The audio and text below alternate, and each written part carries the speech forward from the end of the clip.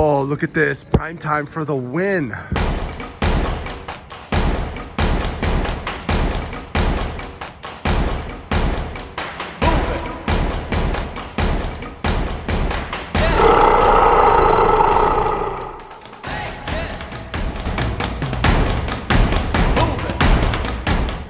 Hey everyone, Dominic the Primetime Treasure Hunter here. It is March 15, 2020, about 9:15 in the morning. I am documenting that date on purpose because we are at a really crazy time in not only American history, but in world history. We are at the beginning of this coronavirus pandemic. Right now, about 2,800 people in the United States have been affected by this, and the numbers just keep going up, and just lots of things are shutting down, closing down. They just announced that they're going to close the schools down in my area starting this week, even though there is no documented case yet, but they expect that there will be one shortly. But a lot of other communities have been hit much harder. But in an effort to prevent the spread of this virus, they're just really closing just lots of things down, and that is affecting things on the reselling side. So for example, typically on a weekend like this, I would be going out to the flea market, or there would be a bunch of garage sales starting up. There would be estate sales. There's really nothing like that going on now in the area. And this is the importance of making contacts throughout the year with people. When you bump into people who have similar interests, there's someone who I know who purchases storage units, and I've seen him from time to time going to estate sales and flea markets, and sometimes we're standing in line outside. And I told him, I said, listen, if you ever purchase a storage unit and you have a bunch of vintage paper items that you come across, be it postcards, comic books, ephemera, whatever the case may be, I told this person that I would be interested. And so he gave me a call this morning, actually, and he said he just bought a storage unit and he has a tote that is filled with postcards and other types of collectibles, and he doesn't really know much about it, and he would just like to sell it, just get rid of it. So I don't know how big the tote is. He said some of the postcards went back to the 1940s, which really isn't that old. I mean, I have a lot of postcards right now that go back to the 1800s, early 1900s, but they still are vintage. And one of the things that I have learned buying things off people who either purchase collections or they inherit collections is they just look through things usually pretty quick. They name off a couple of things, but they haven't really done a deep dive into it. He said there's envelopes in there that he hasn't opened. He doesn't know what's in there.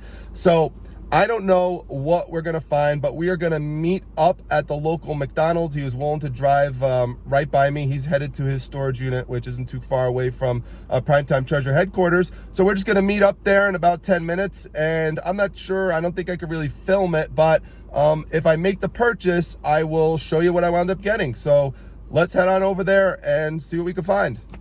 All right, well, it probably won't surprise many of you who follow my channel that one of my secret pickup spot locations would be at a fast food place. So at Mickey D's, and this is the tote. What is inside? I did make the purchase. By the way, this happens to be one of the most misspelled words in reselling, which is collectibles. There's an I there. There's supposed to be an I, not an A. But we have a bunch of goodies inside. I'm gonna wait until we get back to Primetime Treasure headquarters to show you what's inside of here. But there's all sorts of cool boxes to go through in here. I love totes that look like this. You just beat up totes and stuff. So there's lots of goodies, and we'll go back and sort through it, and I'll show you some of the stuff. So I was talking to the guy who said that he went over to the flea market today and it was totally dead. So there really is no place to go and take you on a treasure hunt, except I thought, you know what? Mrs. Primetime just sent me a grocery list. We're in the middle of a pandemic. People have wiped out the grocery stores. So let's go to the grocery store that's right across the street here. I don't normally go to this grocery store, but it's right here. And let's go see what it's like in there, see how many items that she put on the list we could find. Okay, now here's what's on our mission list. So we've got to get 2 bags of sugar. We're looking for brownie mix ×2 because Mrs. Primetime likes her chocolate during these situations. Flushable wipes, toilet paper. We do have that, but she wants to make sure we have more of it. Paper towels, got to get that. Soda, of course, got to have the soda. So I've got my Mountain Dew handy, but we don't want to run out of that or I'll get cranky, so we don't want that to happen. So we've got to get some acai berry juice. So my son loves that. They want 3 of those. Aerosol, Lysol. So try to get that. And Arm & Hammer sensitive with fresh scent. So that's the detergent. So for washing clothes, and some bottled water. So for those of you who get on me for my Mountain Dew habit, I do always have a water bottle nearby as well. And that's how I avoid getting cavities.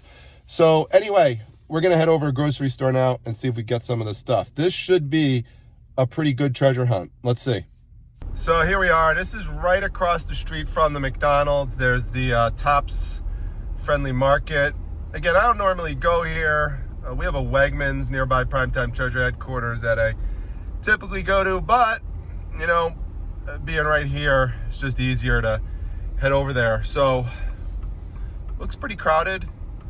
I'm wondering too, as I'm driving over, is this what my channel is going to become now for the next few months? We're going to do grocery store treasure hunts. so you know, who could find the most bags of sugar, the most bottled water, who could find toilet paper, all this kind of stuff. I don't know.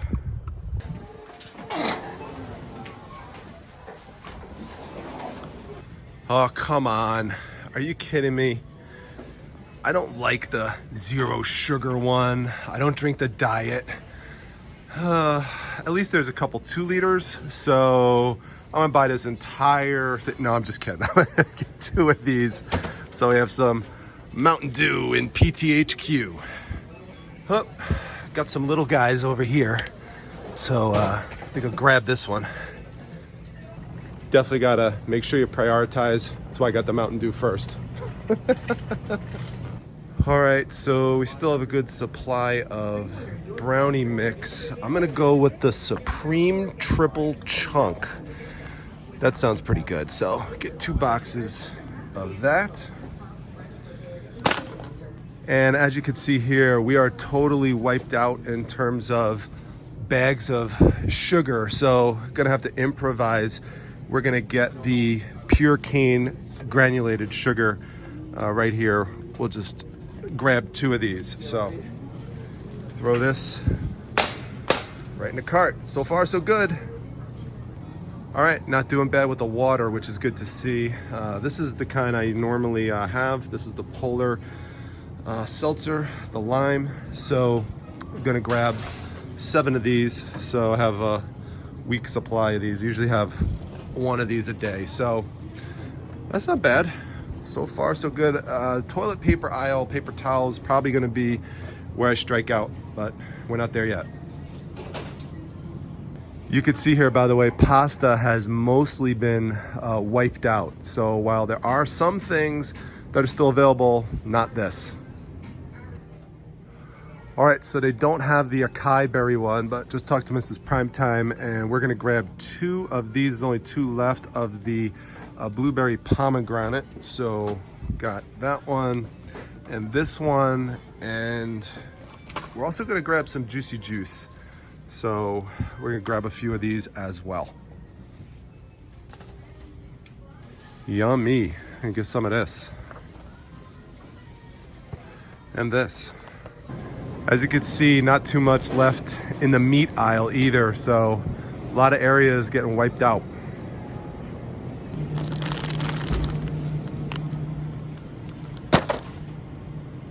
All right, well, just got a call from my work that we're gonna be rescheduling patients. So I am gonna be home for a while, and I'm gonna wanna hang out and dip some things in this chicken wing dip. And I'm gonna show you the perfect thing that the Primetime Treasure Hunter loves to dip things in. So now it's not exactly the healthiest thing, but I will show it to you right up here.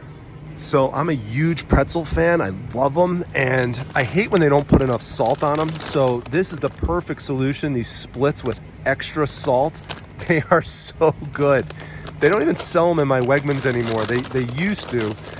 So I'm gonna pick these up, 2 bags of them. You can't have too many of them. You gotta make sure you have enough water with them to dilute all that salt, but I love those. So yeah, this is the aisle which is supposed to have toilet paper, and as you can see, it's completely wiped out. We have had a run on the toilet paper and on the paper towels. We're just gonna strike out on this one and hopefully wait till they get back in stock. All right, well, some of the laundry detergent has been wiped out, but fortunately Mrs. Primetime will be happy.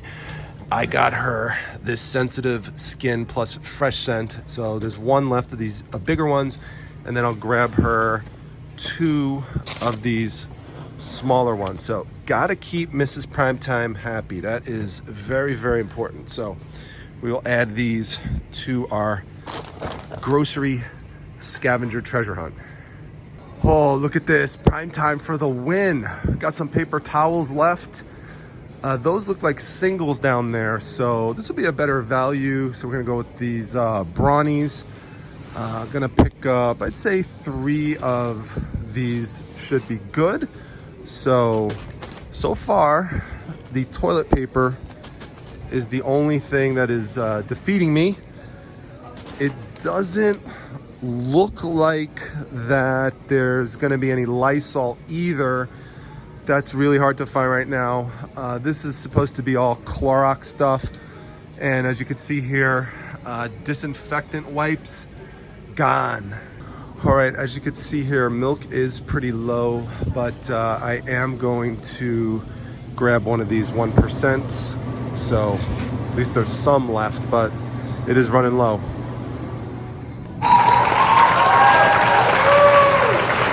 Nice, all right. Bringing the supplies in that matter. So now we got the size that I really want. So get one of those and one of these. All right, so we're all set. Now I'm gonna bring these back because that's what I really wanted anyway. All right, we're all set. Overall, I think that was a pretty successful grocery store treasure hunt. And now we're gonna get back to Primetime Treasure headquarters and check out what is inside this collectibles tote. Hey there, Daisy. She's too scared to come down these stairs down into the Primetime Treasure headquarters down there.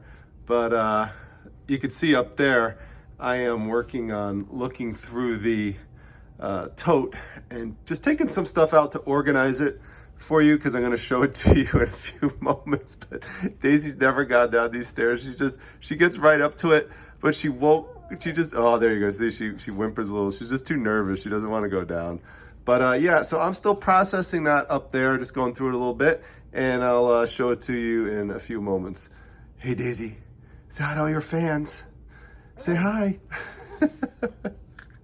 Okay, so here is our collectibles tote. Just give you a better sense of the size of this thing here. So it's pretty cool. I just went through it just to clean it up a little bit. There was like some, loose pieces of paper or some garbage. Just try to sort it out a little bit just to make the presentation a little bit cleaner. But take the lid off right there. And by the way, I love these totes just based on experience. If you've been doing this a while and you've been buying things out of storage units that other people have obtained, this is exactly the kind of thing you're looking for, is a nice tote like this that's just filled with a bunch of collectibles. It's just exciting to go through it and see what's in there. And so you can see there's a bunch of boxes and stuff. And I'll just take them out piece by piece and show you some of the things here. Now, this is one of the first things that I saw when I went there. And you can see here that it says first day covers. And what that's referring to are these right over here. So these are first day of issue stamps. So basically, what these are is exactly how it sounds. So the stamp that you see here This is basically sent out to collectors, to people who ordered it, on the actual first date that the stamp was actually issued. So you can see there's also, on many of these, there will be a special postmark to show you the city that it was stamped on. And so I'm going to just take this off so you could see some of them here. Now, in terms of individual value for these, I typically skip these because I do see them at estate sales every once in a while. And every time I look them up, they're just never really worth much. And so that could be a function of just the ones that I have seen. But in general, haven't really had any luck finding ones that were good in the past. So I explained to the guy when I bought these, I was very just upfront with him, and I said exactly that. And I said, listen, the reason I would be purchasing these is because they're coming as a lot with the postcards, which I'm going to show you later. That was what I was most excited about, and that was kind of my hook that got me over there to check out this stuff. As soon as I heard postcards, vintage, I definitely wanted to see it. So this one right here, part of it really just depends on the theme in terms of how much they would be worth. Like this one here has to do with amateur radio, and there's a lot of people who are into amateur radio. And this one individually could sell for around $8, okay? Now, I don't sell anything in my store for less than $9.99, so this would not be viable for me to put up.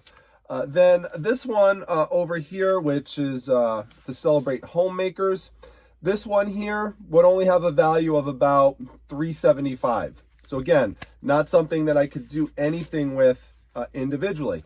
Now, here you see we have a Christmas one, and this one is from, 1964? You can see the date there. Doesn't have Santa Claus on there or anything that would be like a real hook for people. This one here, by itself, literally is worthless. It does not have any value in and of itself. No one's really going to buy something like that. So what you have to do in a situation like this, when you have a lot of these, and if we add all these up, there's 97 in this lot here. You've got to sell them off as a lot, and people will buy them as a lot. You have really two main options of things that you could do. You could try to lump them together in terms of a theme. So for example, if you had a bunch of them that were aviation related ones, you could sell about 100 aviation related ones, for example, for around $50. Now, that would be if they are these art craft cachet ones. And what I'm referring to that, I'm going to bring this up really close so you can see it. If you look on the bottom right there, you're going to see that it says there we go. Let me get that up better. So it says art craft. It's this right here, and it might be a little bit blurry for you, but that's what it says. It says art craft, and these are that's the name of the place that made these. So these are called art craft cachets, CACHET. So basically about 100 miscellaneous art craft cachets would be about $20 to $25. Now, I'll tell you what I paid for all this at the end, but this is about what that would go for. So just another thing, maybe actually a few other things to point out with these. You'll see that we have the stamps up here, and also, and you'll see here, it says first day of issue. That's how you would recognize these. You'll say it right across the front there. And you'll also see that for the art craft cachets, there is something here on the side to kind of link it to what the stamp is. So just like over here with the homemakers, you have the image of the homemakers linked to the stamp. And over here as well, you have the amateur radio people in black and white linked to the stamp. So there's a linkage between those two things. Now, you do see here that we have a name on there.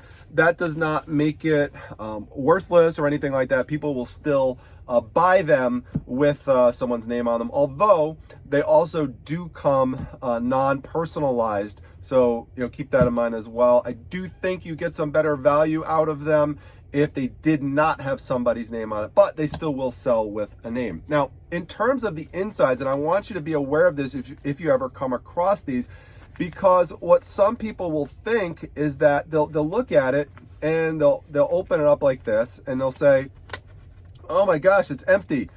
I guess someone took out what's supposed to be in there. No. This is actually how they look and how they get sent. Now, someone could put something in there, but it's common to find them blank like this. Now, sometimes what you will find, and it depends on the company that's making these. This one here on the bottom says cachets, but this one here, which is for colonial flags, you'll see that for this one, and I have a bunch of other ones like this as well, they'll put something inside about colonial flags. So sometimes they'll include something that matches the theme of the stamp and of whatever the image is on there. Now, sometimes you'll also come across ones that looks like there's something in there, so might be sealed up. So for example, and I just opened one as a little test for you just to show you. This one here on the back, it had been sealed. And if you look through them in the right light, you could see that what's in there really is blank pieces of paper or a blank piece of paper. And you'll see here, when I open this one up, that's all that is inside of it. It's just a blank piece of paper folded up just to give the feel like there's a letter in there. So sometimes people will do that as well. So if you see them like that, I would really just keep them sealed unless you really had some kind of, reason to believe that there might be something valuable that somebody put in there and sealed. Like if you felt like a coin or something in there, then of course I would tend to open those up and see what's inside of there. So there's that 97 right there. And this is what I took those actually all out of here just to make the presentation easier for me and also for you, just to kind of show you the different examples. But this is what happens there. It's basically a flip fold, and you could see it right here. I think it says flip fold right on the bottom. Flip file. So,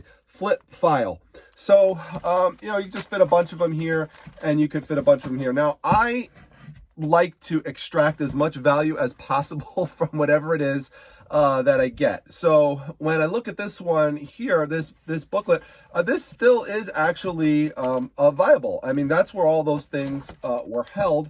And one of these had just sold recently for $19.99. Now, it did originally come with a dust cover around it. Now, one of the problems with this one is that it does have a few areas where we have some color loss on here. Now, I wouldn't suggest doing what I'm going to show you in a minute if it was something that was super valuable, because generally you don't want to mark things up. But this will really be kind of a sore spot for people in terms of just a visual. So an easy way to kind of fix this up is to just take a black marker and just go on one of these dots right there and just touch it. That's it. Just do like a little dab, and that makes it go away. So let's make this one right down here go away. Just put a little dab on it right there. That's it. And so by the time I do that with all of these, like do this one right here, they'll all go away, and it'll be a nicer presentation when I go to list it. And I'll just make a note of that, in the listing. But that will really increase the chance that it sells, because you could just imagine, you have to think like the buyer. That's going to take it away. Letting someone know that you put a few little touch-ups on there. That's what I would just refer to it as. That won't be something that will really cause someone not to buy it, especially if it's vintage. Use the word vintage in the title, and you show them that this is still something that they could use. So that could be maybe a $15 sale. If I'm lucky, $20. There's not another one on the market, so I could try for the 20 and see what happens with it. So that's that one right there. So let's go to our next one, and what we've got in here are stamps. These are all vintage stamps inside of here. Now, you do have to be careful when you come across things like this, because sometimes people will put prices on the outside of it that bear no resemblance to what the actual price is. Like there was one in here, for example, that had a price of, in fact, it's this one right here. Okay, this is a Polish stamp, which, as you can see, there's actually a postal stamp like right on top of it showing that it had been used, and that one says 1968, $120. This stamp is not worth anywhere close to $120. So keep that in mind. Sometimes people try to sell these things to you out of storage units, might try to use that as some way to kind of up the price. This guy didn't, but it's just something to keep in mind that these things could be completely off. People could put things, in the wrong sleeve, for example, and it could be just a complete mismatch. But something like this, it really actually isn't worth that much. And I actually have never purchased a stamp collection before, believe it or not. As much as I'm into vintage paper items, stamps is not something I've really delved into. I have wanted to, and part of my investment in this lot was also to educate myself a bit on this. And really, one of the ways that you could do that is by making a purchase that you feel comfortable with. Again, the bulk of what I really wound up buying here were the postcards, but this just kind of came along as extra. And again, that's what I explained to him. Like, this stuff is just extra. I told him I don't normally get the stuff. In fact, I never have before. But, I'm willing to, get it, invest in it, and see if I could do something with it as a lot and learn some things along the way. Now, this one is cool because this one, these are called island stamps. And it's a bunch of miscellaneous stamps from all different islands or island countries. And there's a bunch of them, for example, from the Dominican Republic that you could see here. Let's see what else we've got. We've got, I think this is Hong Kong here. There's just a lot of them here. There's a bunch of them. Republic of the Maldives. So we've got that one as well.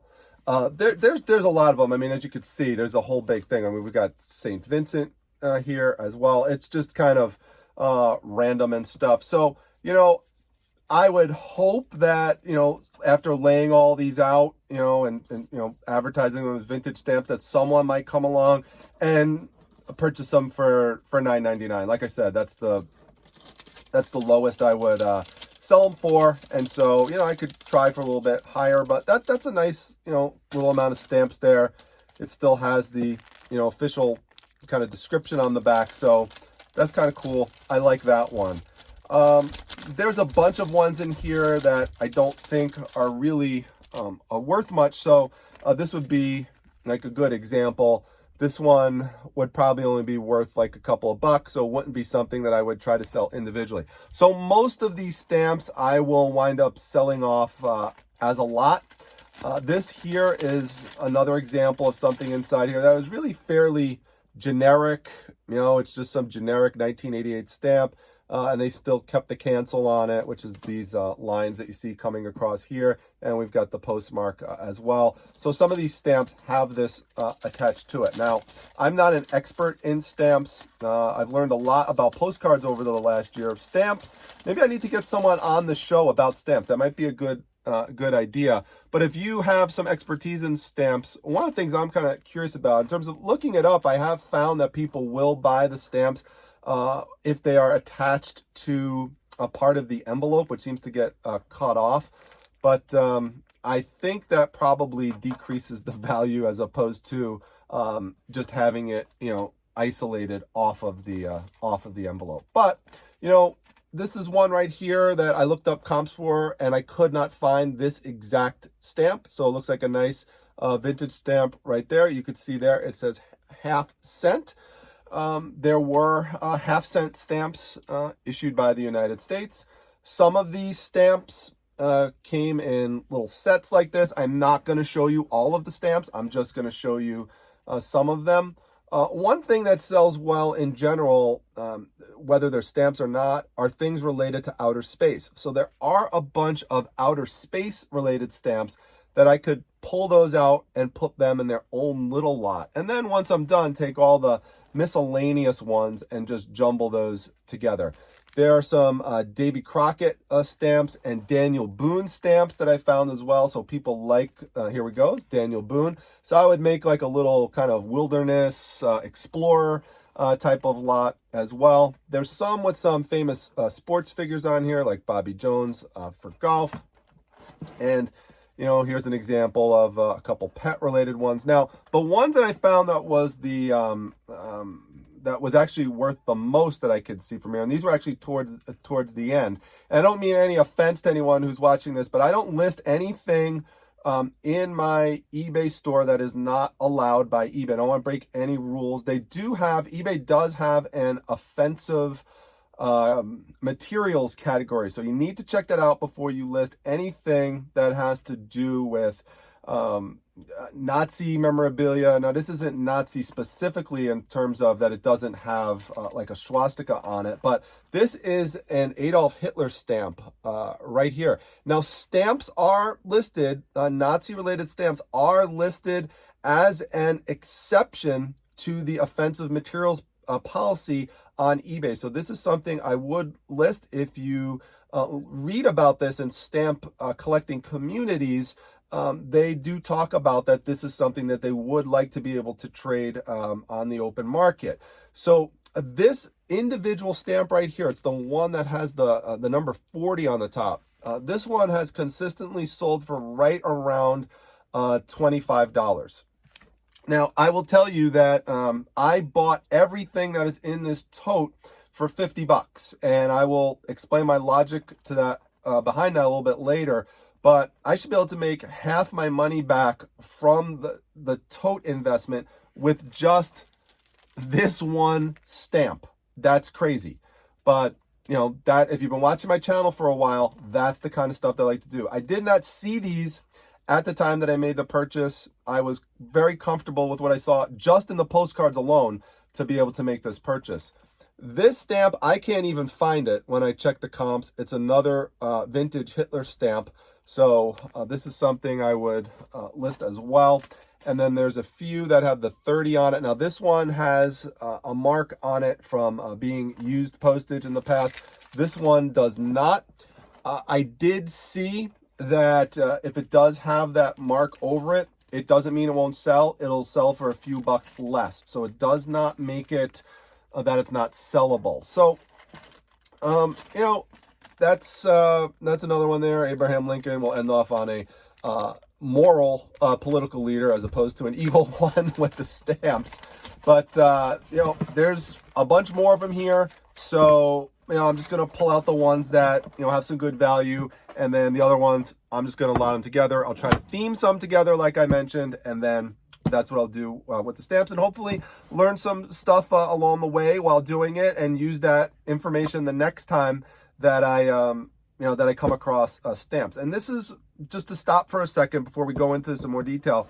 This is the way that I would advise you to try to start to dabble and expand a bit into new areas that you're not familiar with.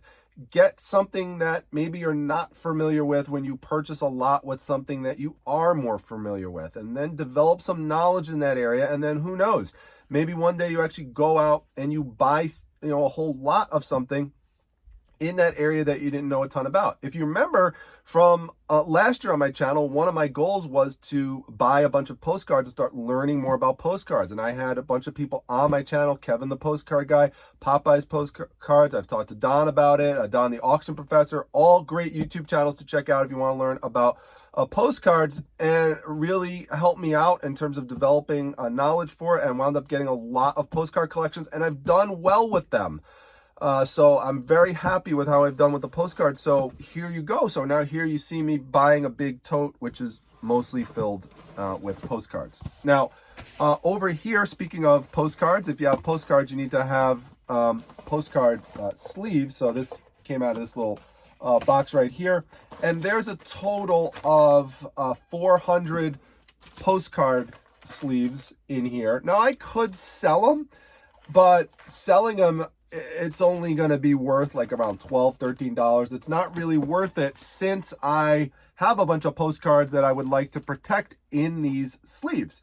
So I'm just going to hold on to these, and I'm going to use them for selling off my other postcards. This is a little album here that has different postcards inside of here. It's kind of a touristy one, not worth a ton. If I'm lucky, this would be something that maybe eventually, like long tail, someone might come along and spend 10 bucks on, but that would be if I had a lucky day with it. You know, it generally would be something that would sit for a while. Even though it looks cool and it looks vintage, there's just not a ton of people looking for stuff on the Hoover Dam. Now, there were some giant size postcards here, and these are the big size. So for example, this would be, you know, like a regular size postcard. Here's your giant size one. And unfortunately, as you can see here, there are some that were damaged. Now, that's to be expected. I've said this before. Whenever you buy a lot of items, especially if they're paper items, you are going to get things that are damaged. That's just part of it, and you have to factor that into the cost. So there was nothing in here that was excessive damage, except for the giant size postcards. And the ones that wound up getting saved really weren't anything that special. I'd say of all of them, this is the coolest one, which is a chateau from Canada in Quebec. That's a cool one there. But beyond that, this is just kind of generic, and everything else was, you know, pretty damaged. Like you can see, this one's like totally destroyed. So there's a bunch of ones there that are just kind of like the garbage ones I'm not gonna be able to do anything with. There was what looks like a cool little trade card here, which I can't find any kind of comps information on it at all. So that looks like a cool piece right there. It's like looks like a rope company that would make things for old ships. So maybe someone who's into nautical stuff would want to buy something like this. It'd be something that I think I'd at least be able to sell for 10 bucks, but you know, who knows? Maybe could get a little more for it. We'll see. These I'm really excited about. I think these are really cool. Who remembers back in the 80s when Halley's Comet was coming around? Well, these are two commemorative glow-in-the-dark postcards. They're called Postick, P-O-S-T-I-C-K, and you basically keep them about 12 inches away from the light for about 5 minutes. Then you turn the lights off and you watch the magical glow. So the comet glows. And right now, and actually this one here is cool because you could see here, this one's stamped as that it was purchased in SeaWorld back in the day. So these here, right now, they are listed. There's only one person who has some of these listed right now for $25. They don't come up on the market. Terapeak research on it doesn't even show that any have been listed in the past year. So there's a lot of people who do think back fondly, a lot of people who like, as I mentioned earlier, space stuff. I think these would sell individually for somewhere between 10 and 20 bucks. That would be my my goal for these. So I think that's a couple of fun ones right there. And that's it for this little box. So there were a few books there. There were these stamp albums. These come from the 1980s. This one here is from 1982. And this one here on automobiles comes from 1984. And basically, you know, if you remember like baseball sticker albums when you were younger, that's basically what these are, and that you'd find the stamps essentially and you'd match them up to their specific area. And so the cool thing about these is that they are both complete. So there's not one page where anything's missing. I like this one. It kind of looks like King Kong, you know, on the top there. So, you know, that's pretty neat. The Mongolia one was the only one that was missing, and as I dug around through the bottom of here, I was looking for it, and I found it. So before you throw anything out, make sure you're checking if you have any albums like this, so you don't get rid of it. So unfortunately, these things aren't really worth much individually. My hope, again, would be just putting these together as a small little lot for like 10 bucks and advertise them as complete, and hopefully someone will buy them. My goal would be that, and my thought would be, someone had this as a kid, remembers it, their mom or dad threw it out, and they want to get it back, and so they buy it. I'll put it $9.99. Buy it now, first class shipping, and you know, we'll see what happens with those. This over here is an Abraham Lincoln 175th birthday commemorative book, which has, coin in there, has some stamps. So this one here, right around, again, a $10 item. So, not worth a lot with this one. And the only other book that was there is this old 1980s stamp book, which, if I'm lucky, on a good day, someone might spend 10 bucks on it, but that's about the max I'm going to get out of that one. But even though those aren't, a lot, they don't take a long time to list, and they do add up, $10 purchase here, $20 purchase here, $15 purchase there. These things do add up, especially if you only spent $50 for everything. Now, there is another box to pull out of here, which is this smaller one, and this has a bunch of miscellaneous things in it. And right here you could see what we have is a whole bunch more of these first day of issue stamps. So I didn't add these up yet, but there's probably around another 100 of them. So now we're dealing with about 200. So I don't know, putting a lot together of about 200 of them, maybe I could get like 30 bucks out of it, 30 to 40, something like that. I mean, we'll have to see. I'm not sure, but the more you have, the better the chance that you could sell them off as a lot. This one here is a little space shuttle postcard set. There's 12 laser postcards in here, and it only has some minimal wear on the outside. The postcards inside are all there. It's a complete set. And there's not a current one like this on the market right now. So again, this would be something that I'd list for $9.99 and hope that someone would come along and purchase it at some point. A bunch of miscellaneous things in here that are kind of funny to see. These are just some miscellaneous 1990s rock card. Mrs. Primetime saw these and she just jumped over to them and she's like, oh, I would have loved to have had these when I was younger. So she loves all these. Little insight into Mrs. Primetime. She loves this kind of stuff. She used to rock the 1980s Camaro. She had a 1984 black Camaro back in the day with the big hair. Mrs. PT, that's right, driving around New Jersey. She was awesome. She still is awesome, but awesome with that big hair back in the day. She doesn't have that anymore. But every once in a while, she'll make it curly, and I'll make fun of her a little bit, just like these old rockers back in the day. But and it's playful fun because I tell her I love that 80s hair. Still cracks me up. So anyway, these are cool. I don't even know if I'd be able to sell them because normally these types of things, these rocker cards, you have to sell them in like a set. So I don't even know if anyone will want them. If not, I'll just give it to Mrs. PT and hopefully she'll get a kick out of them. There were some coins as well.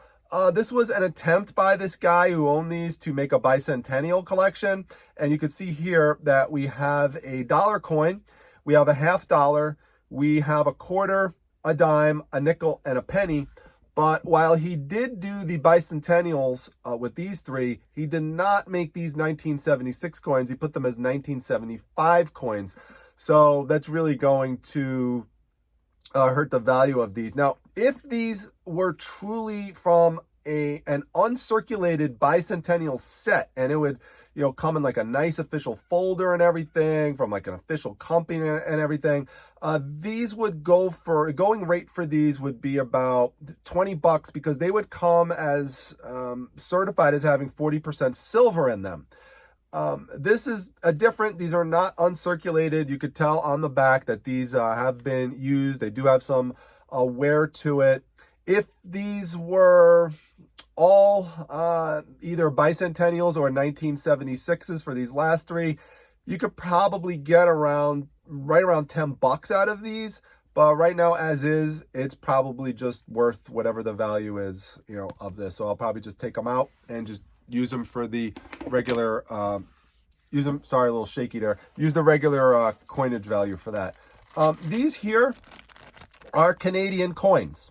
So I used to find these all the time when I was more active into doing metal detecting, because here in Syracuse, we're not too far away from the Canadian border. And so if you haven't seen these before, these are one of my, in fact, I'd say this is my favorite Canadian coin. It's the $2 coin, which I love because it really looks like two coins in one. So it's a really cool coin. And the total amount of money in here in Canadian coins is $13.50. Unfortunately, there's really not a place that you could go to that's going to be able to just exchange these coins. Like, you can't bring them into the bank. They're not going to exchange them for you.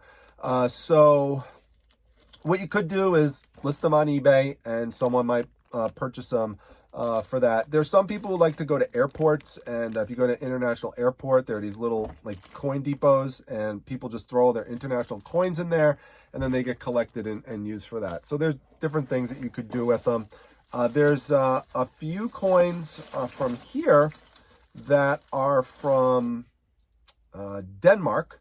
So these are pretty cool. I like this one that has the little hole through it. So that's neat. And there's a few other ones here as well. Let me see this one here. This one, it says Kroner on it. So there's a couple other ones. I don't think these have much value to them. They look fairly new. In fact, one of them was like 1992. So I don't think they're super old or super valuable. I do have a small little coin collection. I might add them to that. I might give them to the kids, or I might list them on eBay. I'm not really sure. Another thing that I found, oh, here's a couple more of these rocker cards. Another thing that I found in here, which is just interesting kind of historically, if you ever come across this. These are the Orlando Renegades. So this was actually a football team in the USFL, and they only existed for one season, and that season was in 1985, and this is their official schedule for that year. Now, I'm mentioning this not because this card has any value, because it doesn't. They made a lot of these cards, and there's still a lot of them in existence. No one's really super nostalgic for them, but there are some Orlando Renegades items like commemorative helmets and things that, you know, will sell. So if you ever come across them, now you'll know what that refers to, and worth checking the comps on them because you might have something of value. But something like this, especially with the stains on it, isn't worth anything. And that's what's going to happen when you buy lots like this. You're going to find little things like this, like these little patches. Some patches can go for good money. But there's nothing really super special about these. So those would just go in like a general patch lot that I would do. Now, it would be great if I found a real Disney pin, but this is obviously just some kind of pin that someone put together for like their graduation night, you know, in the 90s or something. And they probably had a theme of Mickey Mouse or whatever. So I don't think you can really do anything with that, but I'll just hold on to it nonetheless. This one kind of cracked me up, has no value whatsoever, but who remembers in the 1980s passing around little notes like this? And you can see here where it says "for your eyes only," and you just you know, pull it out like that, and then you open it up, and you know, you got the whole note inside of here. So it was kind of funny to see something like this. Kind of threw me back. No one really sends notes around like this anymore. If you were a girl in the 1980s who was writing notes like this, put a little comment down. When I showed this to Mrs. Primetime, she grabbed it really quick. She was so excited. She wanted to see it because she was the queen of writing notes like this back in the day. So just cracked me up to see that, and I figured I'd share it. Beyond that, what we have down in the rest of this box is really a bunch of random stamps. I mean, this one is actually sealed in something. It's like looks like a sports related one, but you know, everything else here are just kind of like these random ones that, you know, probably just don't have any value, that are just attached to these different pieces of paper from the envelope. So there's a Gone with the Wind one there, but a lot of them have these cancels going across there. So again, might be something that I just put in like a big lot and see if anyone's interested in it. You know, there's some little smaller sheets here that have some things on them. This is probably the biggest one here. There's like, you know, a nature one here with all different like animals and stuff on it. But, you know, nothing here that has much value at all, I don't think. So, you know, just going to put those to the side and now get to what really excited me the most, which are the postcards. This is really what I dove into as soon as I got there. When I got there, a guy was very honest with me. We've known each other for a while. This is actually the first deal that we've made, but having seen each other at so many sales and conversing, and me knowing that he purchased storage lockers. In fact, if you remember the video where it was the one where I went to that house that was across from the cemetery where I put the head in the refrigerator to scare Mrs. Primetime. If you remember that video, Carl, you remember it because if you're watching this, you bought the head. In that video, he was actually standing in line, and I actually gave him my business card. And I said, listen, you ever find anything from these storage units and you want to get rid of it, you just want to make a quick flip, give me a call and let them know, paper items, comic books, that kind of stuff. And so he said, listen, I made my money back from the locker. He said, so I just had this tote, said collectibles on it, saw the postcards. I knew you did stuff related to paper and postcards. Thought you might be interested. He's like, I have no idea. He said, I have no idea what I'm looking at here. I don't know, what this stuff is. And I trust that you would be honest with me here. So we've got this one here is a bunch of postcards, and I'll show you some examples that I pulled out that I'm excited about. And then we've got this one here, which is completely filled with vintage postcards.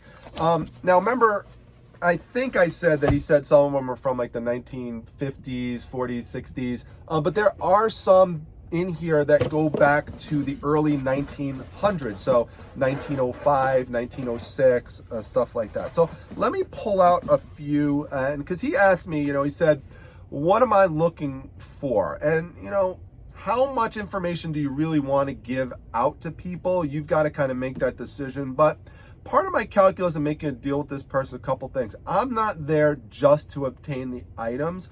I'm also there to establish a business relationship. And this is the first deal that we're making. I want him to know that I'll be fair with him. And so part of that involves me giving him some information. He's asking for some information. Information is valuable if you're giving good information. So factor that into it, and also want to make sure that this deal goes good, because I want the next time he comes across a storage unit filled with comic books, which he doesn't do anything with, that he calls me. So that's part of this, and that was something I made sure that I reminded him of when we did the deal. So one of the things I told him is, things I look for in postcards. And again, I'm going to make a disclaimer. I'm not a postcard expert, but I do know a heck of a lot more about it than I did last year when I started with this. I love black and white postcards, and I love looking for scenes like this, these really cool scenes that throw you back in time. And so things that are really rustic like this, that have like a nice shed and a barn, some animals, an old-time farmer, something like that.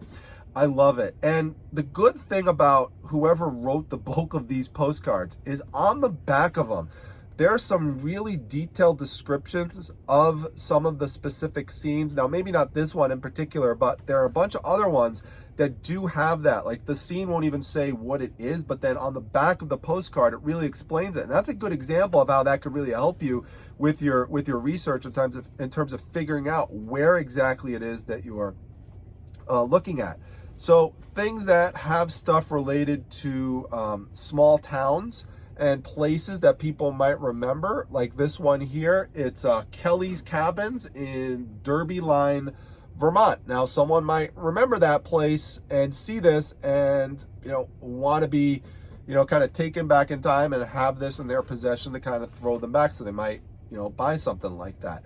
I talked to him about looking for what look like real photo postcards. So they're going to have like a glossy feel on it. You could see kind of like the shine a bit on this as I turn the page a little bit. You could see, not the page, but as I turn the postcard a bit, you could see there's kind of like a gloss to it. That's what you're looking for. People used to have cameras that basically took pictures of scenes, and then they came out as postcards and people sent them out. And often there's a description on the bottom. Sometimes people would write something down there in white, and so you would see that. Sometimes you'll see it kind of typed out. So there are a bunch of ones that are US related, like, and there's also international ones. So this one is from Fessenden Falls in Quebec. But then There are some other ones like this, which is from Lake Memphremagoo or Memphremagog, I don't know, in Vermont. So that's a pretty cool one as well. My favorite postcard of the lot has got to be this one. I did see this one when I was there, and I told them, I said, this is something I look for, like a real dramatic scene. I have done well with listing things that are related to fishermen. Check this one out. How amazing is that one? That is so cool with those crazy big giant fish jumping out of the back. I absolutely love this one. This really is my favorite one. I got to figure out how I'm going to price that one, but I love it. And as usual, if there's something that you see here that you like, just let me know. Put something in the comments, and I'll get in touch with you about making a deal for anything that we see here. I like this one, Niagara Falls. Not too far away from me, about 2 hours from me. I like the bright colors. So while I do like black and white postcards, also things with bright colors. Religious themes could sometimes sell well. Anything with Jesus in it, like this, is pretty cool. Especially this one has a special kind of signification to it because it is Notre Dame. So anything Notre Dame tends to do pretty well. Now this is an American Indian postcard, and one of the things I am actually curious about, because I don't really list Indian related items on eBay. In fact, anytime I've ever tried, I usually get this warning message. Yet I do see a lot of other people who have Indian related items that are on eBay. So it does seem like there is a way to list it, but I'm not sure exactly how. So if you have information on how you could safely list that stuff on eBay, please put that down in the comment section, because I am definitely curious about this. I love ones like this, again, with like I said, fishermen, but hunters as well. Anything that has that vintage art to it, nice bright colors, all the animals flying around, something that someone could relate to. Someone might also see it, might say, oh, that really reminds me of Dad, ha ha ha. And while maybe a postcard collector wouldn't spend $10, someone else would and might purchase that for that person. Got another American Falls view from Queen Victoria Park. So that's the Canadian side of the falls. This one I really like. This one is Piccadilly Circus in London. And I really love, another thing I look for are these basically congested cities. So if you have a card that looks like that, and this does have a little bit of wear to it, has some creasing, but it still has enough of that vintage look to it that I think it's a cool card. So excited about that one. This is a cool one. Now it does have a little poke through. Someone was hanging it up, but this is a cool one from Mexico.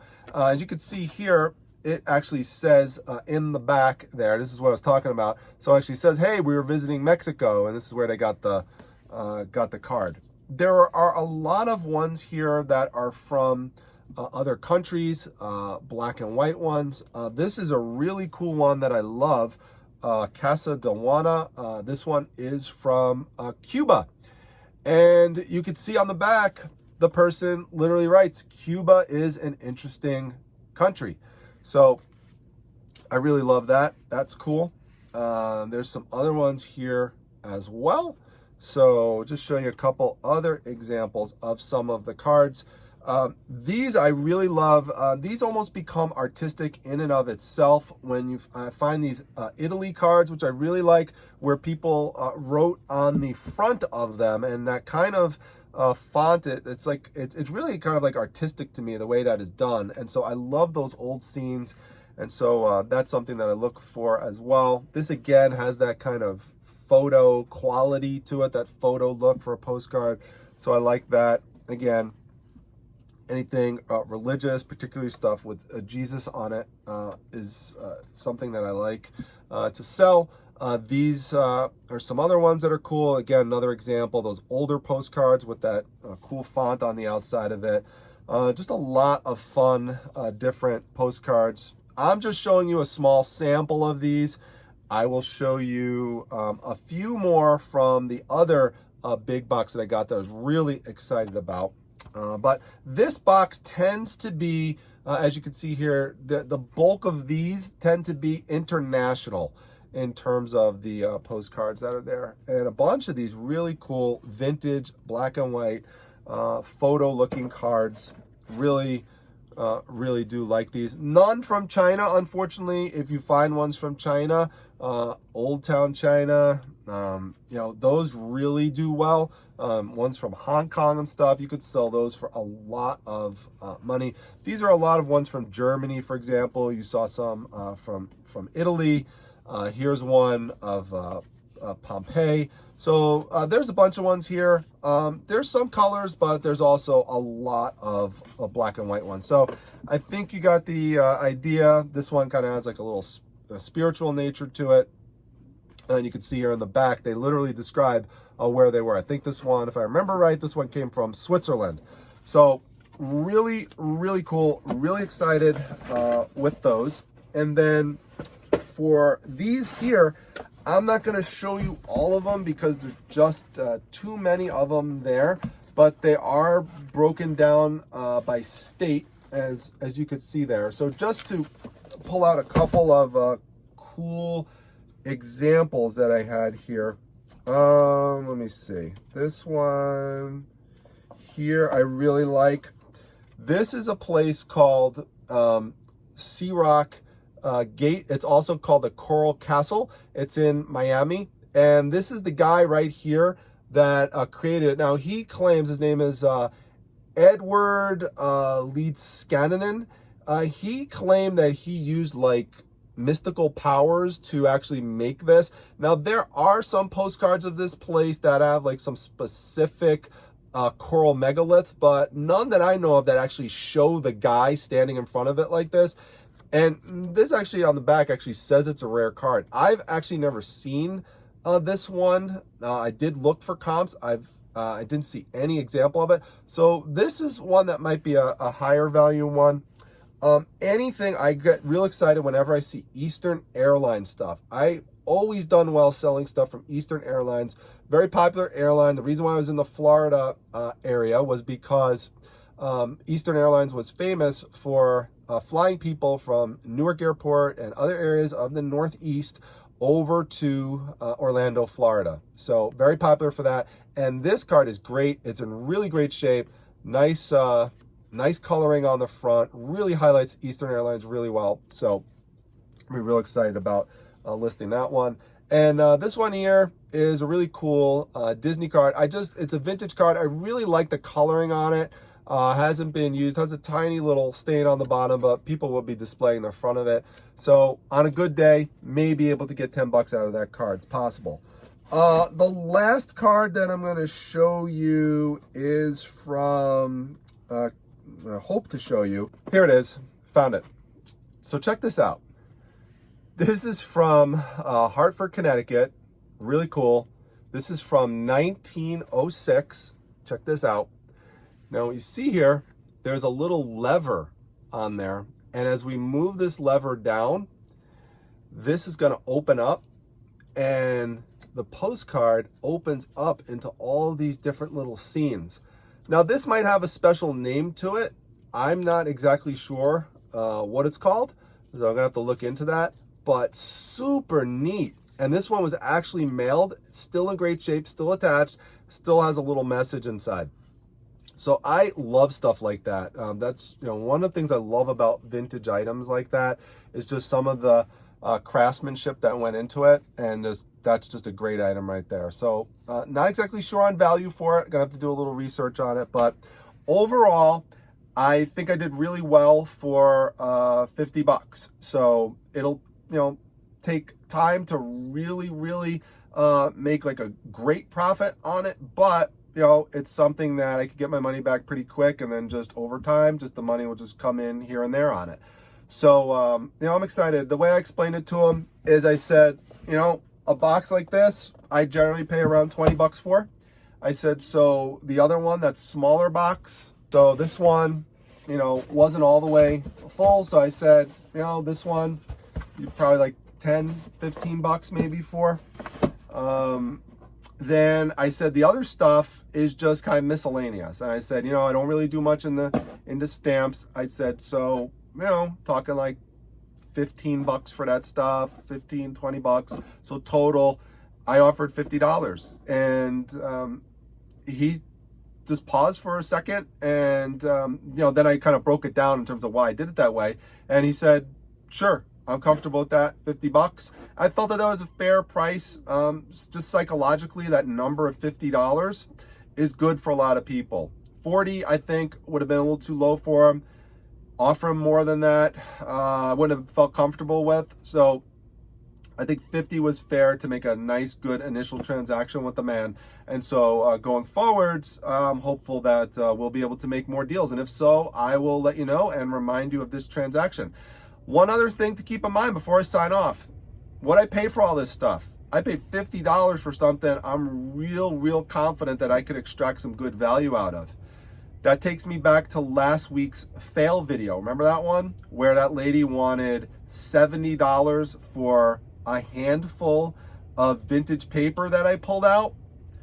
This is why I walked away from that. Because I know that I could come across something like this and pay less money for a heck of a lot, a whole tote's worth of stuff for 50 bucks, not $70 for a small little handful that fit on the bottom of that box. If you didn't check out that video, I'll put a link to it at the end. So that one is worth checking out. So don't overpay, make sure you get good value, dabble into some new things, build those social connections. Cause right now we're in the middle of this pandemic, and it's good to tap into some of those connections. By the way, if you did make some and you have some cards, some business cards, call some of those people up and say, hey, do you have any inventory? Do you need any cash? Like, are you trying to get rid of some stuff? And see if you can make some deals with people. This is the time that people are going to start selling off collections and stuff like that because they might need cash. So this will all turn around in terms of what's going on with this coronavirus pandemic, and you could make some good investments at this time to help other people out who really care more about having the money and not having the items. So if you want to build up some items in your inventory, just keep that in mind. So I hope you liked the video. If so, make sure you hit the like button. Make sure that you subscribe. Make sure that you come to my Facebook group, the Facebook Reselling Resource Center, and follow me on Instagram. That's @prime_time_treasure. I'll see you back at the next video, everyone. Take care.